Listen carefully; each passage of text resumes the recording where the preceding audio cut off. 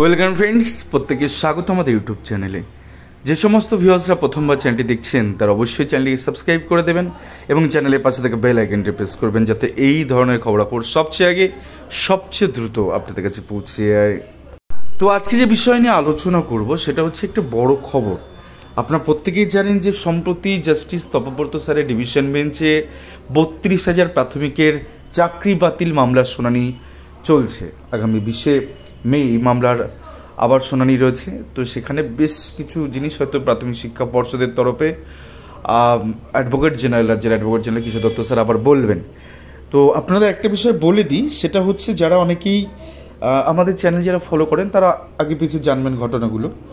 একটা অভিযোগ বেশ কিছু রেসপন্ডেন্টের তরফ থেকে আনা হচ্ছে যে 42,949 প্যানেল পাবলিশ হয়নি।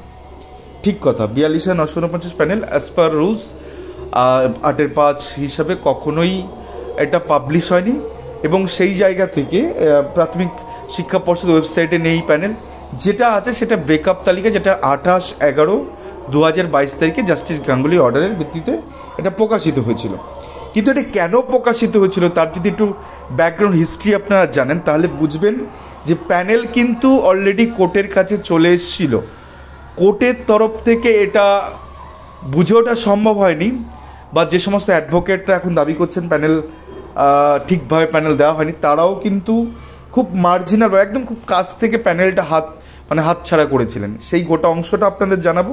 তার আগে বলি 28/11/2022 তারিখে 42,949 এবং 16,500 দুটো আলাদা রিক্রুটমেন্টে, একটা ডিস্ট্রিক্ট ওয়াইজ এবং একটা স্টেট ওয়াইজ হয়েছিল, কিন্তু দুটোই একই রকমভাবে একটা স্টেট ওয়াইজ তালিকা, একটা ব্রেকআপ লিস্ট কিন্তু প্রত্যেকের নাম জানিয়ে টোটালটাকে দেওয়া হয়।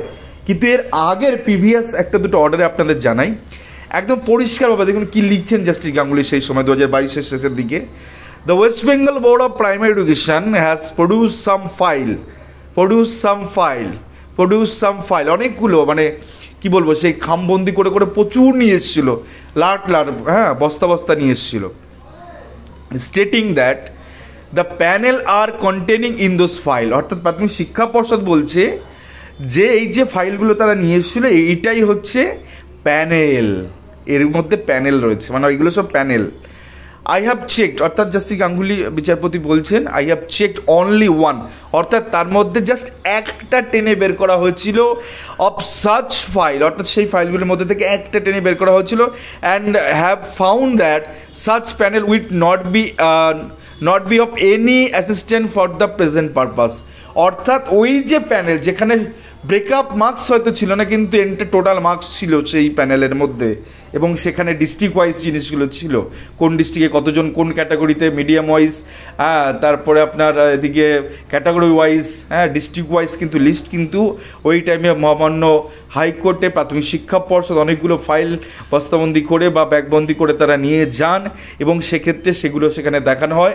এবং শুধু টোটাল মার্কস যেহেতু ওখানে ছিল তার জন্য জাস্টিস গাঙ্গুলি ওখানে কী করলেন যে এগুলো যেহেতু ব্রেকআপ নেই তো উনি আরও ভিতরে ঢুকতে চাইছিলেন, তো সেক্ষেত্রে তিনি বলছেন যে প্রেজেন্ট কেসের ক্ষেত্রে এটার কোনো পারপাসই নেই, তো সেই জন্য কোনো সাহায্য হচ্ছে না এটাতে। তো তার জন্য তিনি কী করলেন, তিনি এটাকে রিমান্ড ব্যাক করে দিলেন। এবং কি লিখছেন দেখুন তারপরে, দেয়ারফোর, অর্থাৎ তারপর দ্য ফাইল, অর্থাৎ এই যে ফাইলগুলো যেগুলোকে প্যানেল বলে প্রাথমিক শিক্ষা পর্ষদ দাবি করছে, অ্যালেজলি কন্টেনিং দ্য প্যানেল ফর 2016, অর্থাৎ 2016 সালে 42,949 অ্যান্ড 2020 অর্থাৎ 16,500 এক্সামিনেশন, অর্থাৎ এই দুটোই অ্যালেজলি কন্টেনিং দ্য প্যানেল অফ 2016 এবং 2020 অর্থাৎ 42,949 এবং 16,500 আর রিটার্ন টু দ্য বোর্ড, অর্থাৎ এগুলো রিটার্ন করে দেওয়া হলো। অর্থাৎ একদম মার্জিনালভাবে যে জিনিসটা হয়তো সবার মধ্যে সার্কুলেট হয়ে যেতে পারতো, সেটা একদম মার্জিনালভাবে তিনি কিন্তু এটাকে প্রাথমিক শিক্ষা পর্ষদকে তারা কিন্তু তিনি কিন্তু ফেরত দিয়ে দিলেন।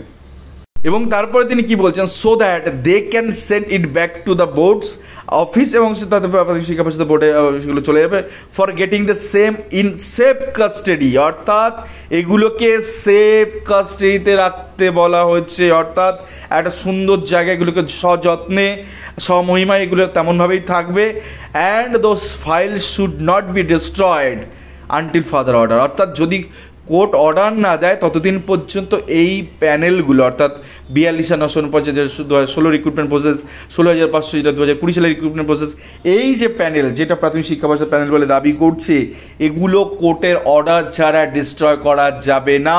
আর কোর্ট কার্যত জাস্টিস গাঙ্গুলি এখন হয়তো নেই বিচারপতি পদে, কিন্তু কোনো কোর্ট নিশ্চয়ই বলবেন যে প্যানেলটাকে ডিস্ট্রয় করে দাও। তো আলটিমেটলি যেটা দাঁড়াচ্ছে, এই প্যানেলটা অমর প্যানেল হয়ে গেল। অর্থাৎ প্রাথমিক শিক্ষা পর্ষদ, যতদিন প্রাথমিক শিক্ষা পর্ষদ অস্তিত্ব থাকবে, যতদিন এই পৃথিবী বেঁচে থাকবে, ততদিন পর্যন্ত এই 42,949 এবং 16,500 প্যানেল যেটা প্রাথমিক শিক্ষা পর্ষদ দাবি করেছে, তারা করে দেখিয়েছে, সেটা ততদিন থেকে, অর্থাৎ পৃথিবী যতদিন অস্তিত্ব পৃথিবীর আছে, এই প্যানেলের অস্তিত্ব ততদিন, প্রাথমিক শিক্ষা পর্ষদ যতদিন বেঁচে আছে বা ওই বিল্ডিং যতদিন ওখানে আছে, ততদিন এই প্যানেল কিন্তু তাদেরকে সযত্নে স্বমহিমায় অক্ষতভাবে রাখতে হবে।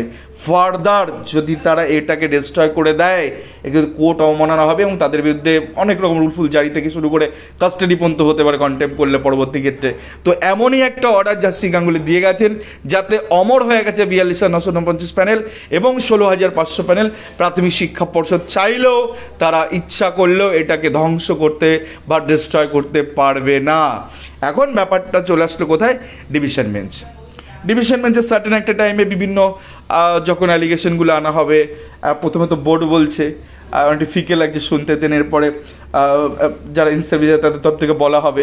তো প্যানেলের ফান্ডাটা নিয়ে যখন উঠবে ঘটনা, তখন কিন্তু যেহেতু একবার তারা কোর্টে দিয়েছিল, পরবর্তী ক্ষেত্রে রিমান্ডে আছে এবং সেটা সেফ কাস্টডিতে রাখতে বলা হচ্ছে আনটিল ফার্দার অর্ডার। তো নিশ্চয়ই তারা রেখেছেন প্রাথমিক শিক্ষা পর্ষদ।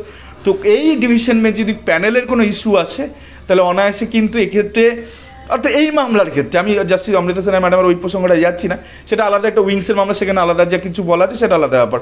আবার এই উইংসের ক্ষেত্রে যদি এরকম হয় যে প্যানেল যদি দেখতে চান বিচারপতিদ্বয়, তাহলে সেফ কাস্টডিতে রয়েছে প্রাথমিক শিক্ষা পর্ষদে এবং সুন্দর সুসজ্জিত, নিশ্চয়ই সংরক্ষিত করে রাখা হয়েছে। তো সেটা কিন্তু অনায়াসে দেখতে পারবে এবং সেটা ওই প্যানেল যেটা S-500 কোম্পানি তৈরি করেছিল, যেখানে কোনো ব্রেকআপ ছিল না। ঠিক কথা, কারণ অ্যাডিশনাল প্যানেলটা আমরা পেয়েছি, আমরা অ্যাডিশনাল প্যানেলে দেখেছি যে 2208 জন, 42,000 মানে 40,000 ছেড়ে দিন, কিন্তু 2000-এর প্যানেল যেটা আমরা পেয়েছি তাতে করে দেখেছি যে সেখানে ব্রেকআপ কিছু আলাদা করে লেখা নেই। টোটাল মার্কস দেওয়া আছে, ক্যাটাগরি দেওয়া আছে, মাদার ক্যাটাগরি দেওয়া আছে, কোন মিডিয়াম দেওয়া আছে, কোন ডিস্ট্রিক্ট দেওয়া আছে এবং তাদের প্রাপ্ত নম্বর কত আউট অফ 50-তে সেটা দেওয়া আছে, কোন কাস্ট ক্যাটাগরি সেটা দেওয়া আছে। তো এই প্যানেলটা যদিও সামনে চলে, সেটাই কিন্তু অনেক, কারণ এই প্যানেল দেখলে দুধ কা দুধ পানি কা পানি হয়ে যাবে, কারণ রিজার্ভেশনটা মানা হয়নি। সেটা প্যানেলটা পাবলিশ হলেই বা কোর্টের কাছে গেলেই তখনই পরিষ্কার। যদিও তরুণজ্যোতি তেওয়ারিবাবুর অনেক মামলায় কিন্তু প্যানেল অ্যাটাচমেন্ট রয়েছে, দেখা যাক এই মামলায় কী হয়। তো সার্টেন কিছু অজানা তথ্য আপনাদের জানাতে পারলাম। আর ভিডিওটা ভালো লাগলে অবশ্যই চ্যানেলকে একটু সাবস্ক্রাইব করে দেবেন এবং একটু লাইক, শেয়ার, কমেন্ট করে চ্যানেলটির সঙ্গে থাকবেন। আর অবশ্যই চোখ রাখুন আমাদের চ্যানেলে, কারণ আমাদের চ্যানেলে এমন এমন জিনিসগুলো আমরা তুলে ধরেই, যেগুলো হয়তো মানুষের মাথা থেকে চলে গেছে বা তারা অনেকে জানে না। ধন্যবাদ। এই ছিল আজকের ভিডিও। ভালো থাকবেন, সুস্থ থাকবেন।